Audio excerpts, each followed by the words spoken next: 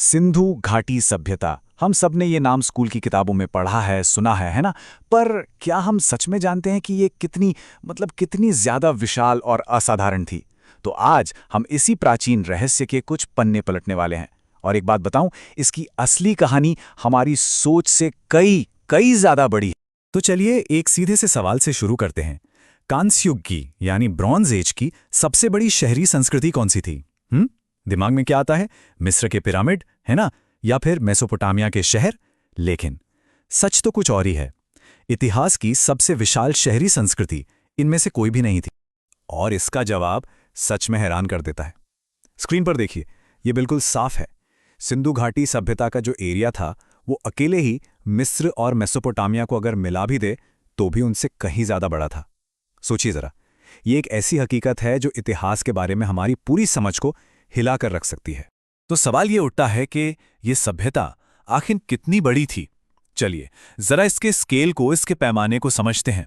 और ये सिर्फ किसी जमीन के बड़े टुकड़े की बात नहीं है, नहीं, ये कहानी है एक ऐसे साम्राज्य की जो अपने वक्त से बहुत बहुत आगे था। इसके जो आंकड़े हैं ना, वो सच में चौंकाने वाले हैं। ये सभ्यता करीब करीब 15 लाख वर्ग किलोमीटर में फैली हुई थी। 15 लाख! उस प्राचीन दुनिया की बात करें तो इतनी बड़ी नदी घाटी सभ्यता दूसरी कोई थी ही नहीं। बस एक पल के लिए सोचिए, ये स्केल कितना कितना असाधारण रहा होगा। और ये फैलाव था कहां तक, जरा अंदाजा लगाइए। पश्चिम में आज के बलूचिस्तान के तटों से लेकर पूर्व में उत्तर प्रदेश के मैदानों तक, और उत्तर में अफगानिस्तान के पहाड़ों से लेकर सीधा दक्षिण में महाराष्ट्र तक। मतलब ये सिर्फ एक सभ्यता नहीं थी, ये एक बहुत बड़ा नेटवर्क था जिसने इतने अलग अलग इलाकों को एक साथ जोड़ रखा था। लेकिन फिर वही सवाल कि इतना बड़ा साम्राज्य आखिर बना तो बना कैसे? देखिए, ये कोई इत्तेफाक तो बिल्कुल नहीं था। इसके पीछे थी एक जबरदस्त स्ट्रेटेजिक प्लानिंग, एक ऐसी सोच जो सिर्फ नदी किनारे घर बसाने से कहीं ज्यादा गहरी थी।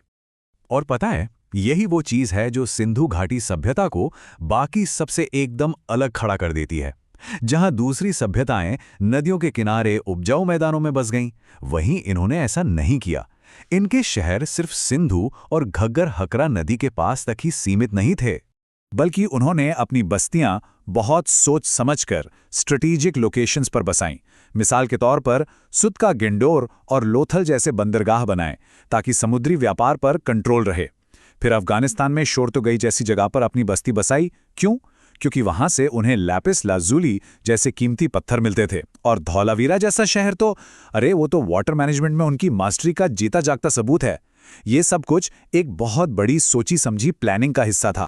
तो इतना बड़ा स्केल, इतनी जबरदस्त प्लानिंग, इन सब से हमें उस समाज के बारे में क्या पता चलता है? ये सारी बातें मिलकर हमें एक बहुत ही एडवांस्ड सोसाइटी की एक साफ तस्वीर दिखा दी।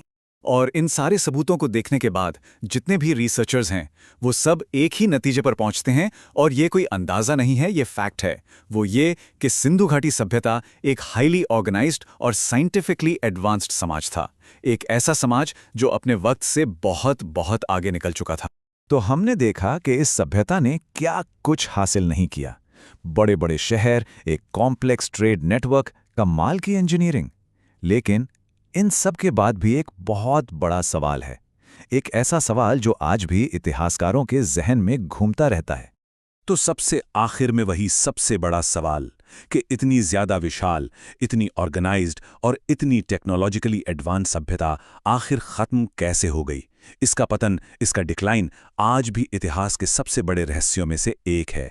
एक ऐसा रहस्य जो हमें आज भी सोचने पर मजबूर कर देता है।